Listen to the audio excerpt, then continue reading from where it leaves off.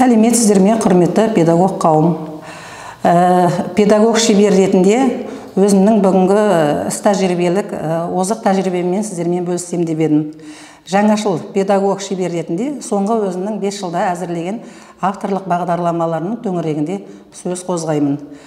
Негізгі қазіргі өздеріңіз білесіздер, авторлық бағдарламаға қоятын талаптардың бірі ол педагогтың өзіндік жаңа инновациялық идеясы, яғни өзінің оқу үрдісі кезінде кездесетін проблемаларды шешудің оңтайлы жолдары.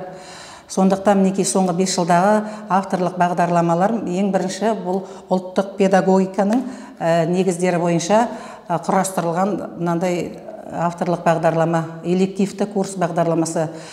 Бұл бағдарламаны әзірлеген себебім, қазіргі таңда білесіздер, педагог, шебер, ол тәрбиемен оқуды бірге ұштастыра білу керек. Сондықтан мен өзімнің сабақтарымда ұлттық педагогика элементтерін қолданамын, оңтайлы ұтымды. Және одан кейінгі авторлық бағдарлама, бұл оқу бағдарламасы, оқу тапсырмалары, оқу сауаттылығы тапсырмалары 5-9 сыныптарға арналған. Өздеріңізге белгілі, PISA бағдарламасы қазір аясында осындай оқу бағдарламалары көптеп шығарыла бастады. Бірақ мен өзімнің дара стилім, авторлық осы туындымды қолдануды жөн санадым. Және соңғы жарыққа шыққан авторлық бағдарламам Қожабергентану. Жаңа айтып кеттім, тәрбие мен оқуды ұштастыру негізінде біз тәрбие бергенде балаға өзінің төл тарихын терең оқытуымыз керек.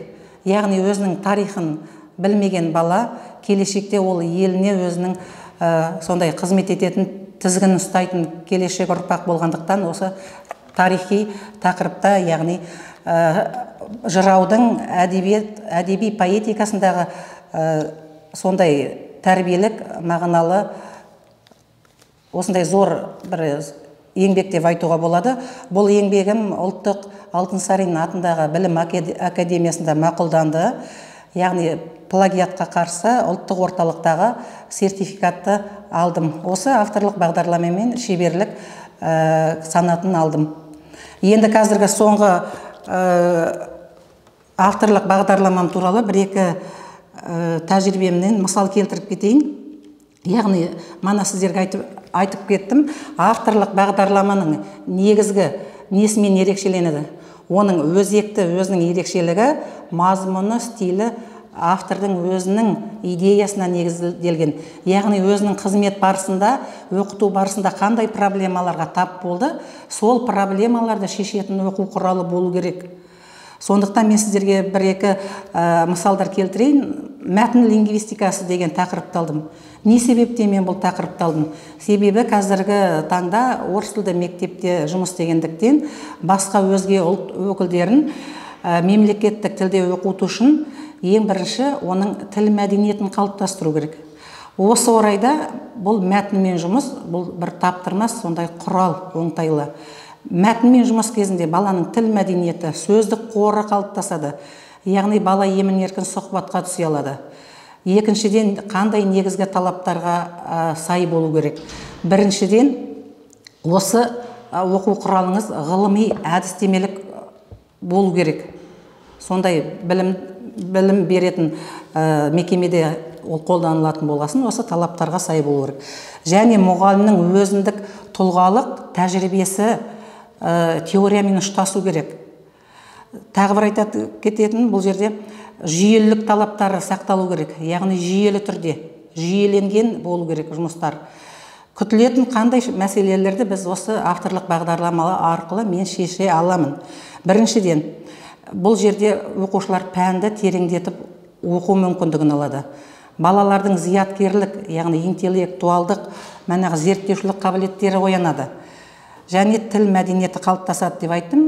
Осы мәтінмен жұмыс кезінде әдебиет теориясын меңгереді. Бұл әдебиет теориясы деген ол өз алдына ғылымның, лингвистиканың бір сондай саласы.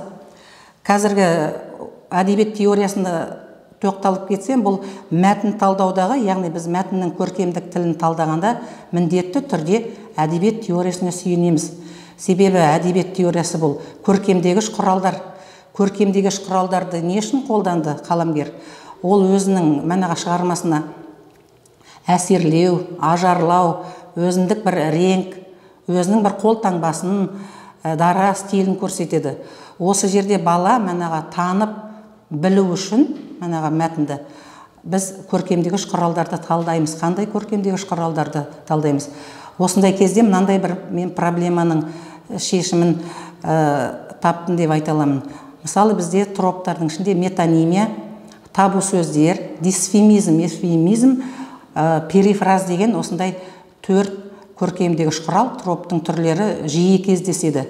Осы жерде оны ажырату, талдау кезінде қиындықтар туады оқушыларға. Өйткені 4-еуінің де анықтамасы бірдей, 4-еуі де басқаша ауыстырып айту, алмастыру, қайтадан атау, екінші синонимін беру секілді осындай білдіреді. Сондықтан біз осы талдау кезінде осыған көп мән береміз.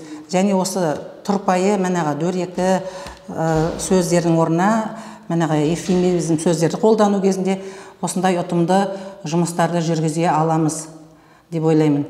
Енді сіздерге, педагог қауым, құрметті сіздерге мынандай ұсыныстарым: егерде авторлық бағдарламаны әзірлеу барысында міндетті түрде нормативті құжаттарға сүйеніңіздер, әдістемелік нұсқаулық хатта берілген талаптарға сәйкес келетін болсын.